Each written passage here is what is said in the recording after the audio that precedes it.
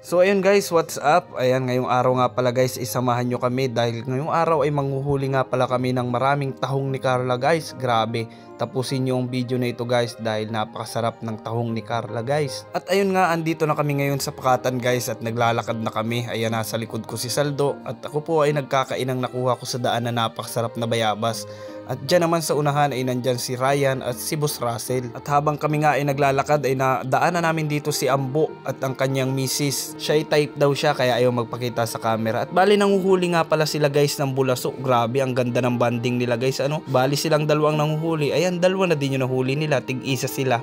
Grabe, sana all. Ayan, at makalipas nga ang ilang minuto na paglalakad namin ay nagulat kami dahil taib na po o high tide. Kapag ganito po kasing taib na ay hindi na po tayo makakapanghuli ng tahong ni Carla dahil po ang pinanghuhulihan ng tahong ni Carla ay nasa putik po, which is lubog na po ng tubig taib. So wala po tayong ibang choice kundi manghuli po tayo ng bulaso kagaya nung hinuhuli ng mag-asawa. Kapag ganito po kasing taib nanguhuli ng mga bulaso, kaya yun na lang guys ang ipapakita ko sa inyo. Sayang nga lang at hindi ko sa inyo mai-share yung panguhuli ng tahong ni Carla. Sayang. At ito nga po pala yung ginagawang barracks o barikulkul dito sa amin sa probinsya. Yan po yung tuba na nakukuha po sa bunga ng sasa. Doon po ang galing yung tuba.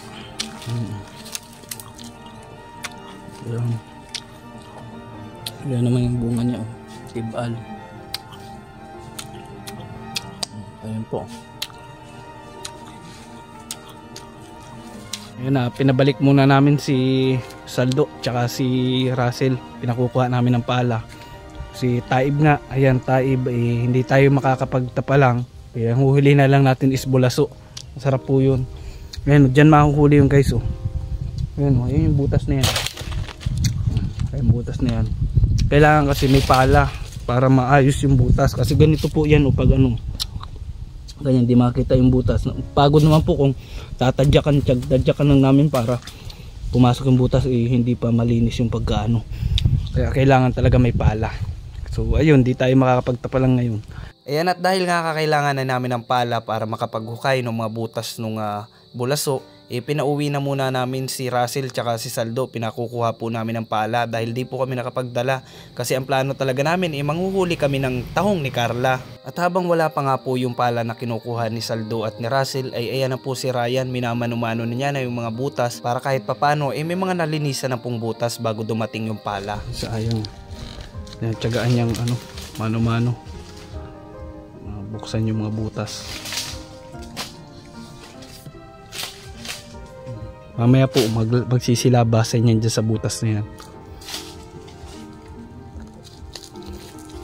Ito fish pond to ay. Tumaib na kasi. Dapat kanina pa. Dito po nahuli yung mga tapalang. Tingnan natin. Matigas. Ayan, ganyan po yan pag nahuli. Kaso na, taib na. Wala talaga na tubig na At habang nga po si Ryan ay nag-aasikaso ng butas ng bulaso na paghuhuli natin, ay sinubukan ko nga po na manghuli ng tahong ni Carla dito sa gilid.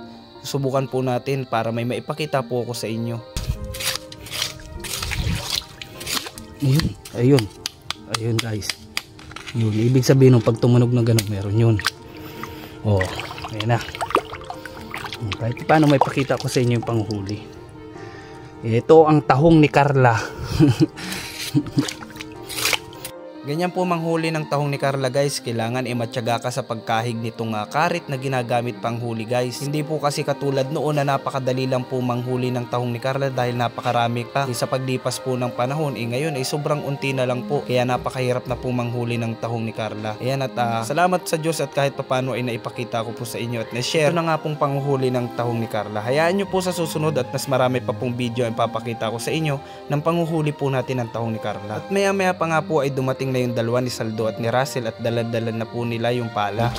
Yan na po si Saldo at saka si Russell dumating na. Yan na po.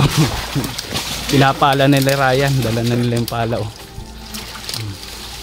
para malinis po yung butas. Yung butas guys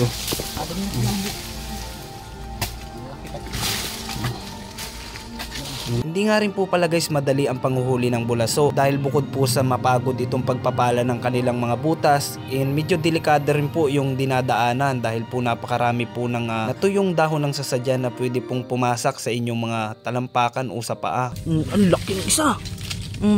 Yan po yan. Laki kaganda na huli. Tibay talagang dumali si Boss Ryan.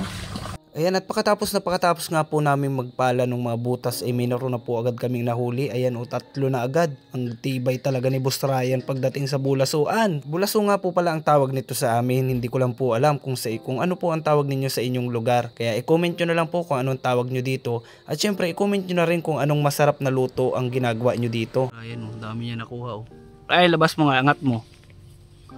Ayan tingnan nyo guys, ang dami na agad niya nakuha Si admin. Ayan nyo. Sa inyo diba? Lalaki pati. Ibang kulay nitong isang ito, kulay kulay bakal.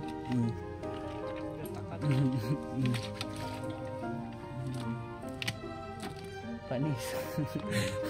Himplahan lang ni Ayang. Tapalang pa yan.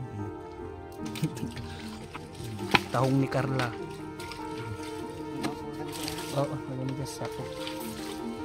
Saldo.